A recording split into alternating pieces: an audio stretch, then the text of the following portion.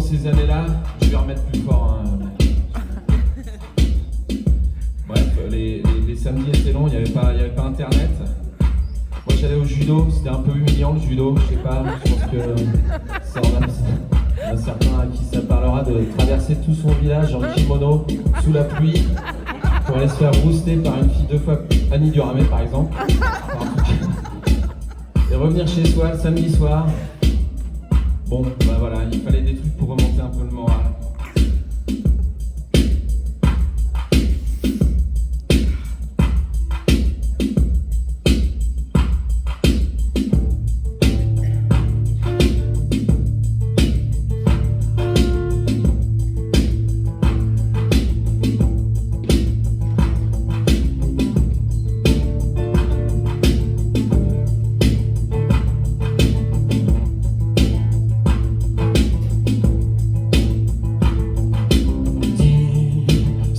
Cette chanson, rappelle-toi,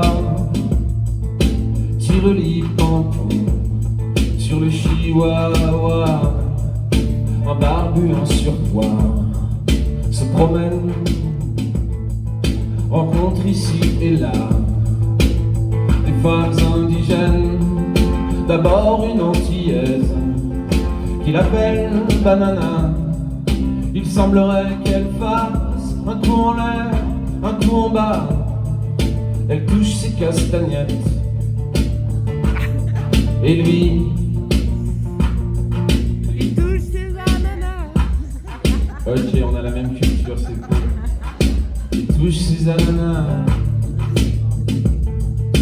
Bon, pour ceux qui n'ont pas répondu, soit vous aviez honte, soit vous savez vraiment pas. Et vous connaissez vraiment pas Carlos, le chanteur, hein, pas le terroriste. Carlos, il était souvent invité dans une émission le samedi soir, justement après le judo. Une émission qui s'appelait Champs-Élysées. Donc, autant vous dire qu'au 8 rue Jean Moulin, au Méniénard, Champs-Élysées, c'était franchement la fête.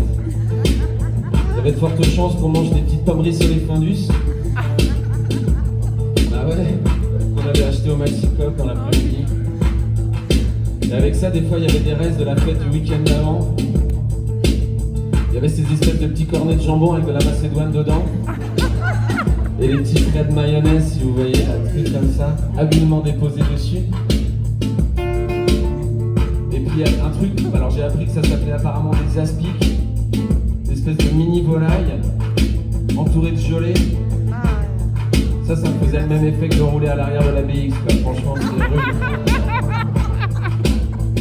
Je voyais arriver ce truc-là avec terreur. Et donc, Champs-Élysées.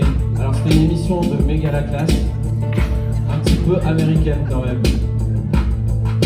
Les gens, on voyait qu'ils prenaient ça au sérieux parce qu'ils arrivaient en costume, smoking, robe de soirée, limousine, avec une musique trop américaine.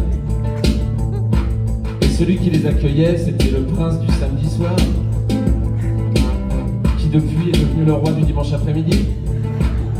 Après avoir très probablement vendu son âme, hein, faut pas se mentir quand même. Ça fait bien longtemps qu'il devrait être mort, pardon, mais... Non mais je veux dire, je lui souhaite pas ça, mais c'est pas normal quoi. Anyway, en voilà un mot de vieux garçon d'ailleurs. Toi, tu dis que la musique s'en remettra. Je ne peux pas pardonner qu'on lui ait fait ça. Elle méritait mieux que ces misérables qui sortent leur chihuahua debout sur une table. Parce que t'imagines bien que c'était pas fini. Ensuite il y avait l'Égypte et le Burundi, où contre toute attente, là dis donc il fait chaud. Puis ces castagnettes se cassent à Tokyo. Là je te donne en mille. Ça parle d'une geisha qui pratique elle aussi les coups en l'air, les coups en bas. Une occasion rêvée de beugler à tue-tête pour les tontons bourrés qui joue des castagnettes, petit garçon perdu dans ce monde bizarre. Je les voyais danser comme des chenilles ou des canards, vieux garçons devenus, je le pense encore, ceux qui profanent la musique méritent la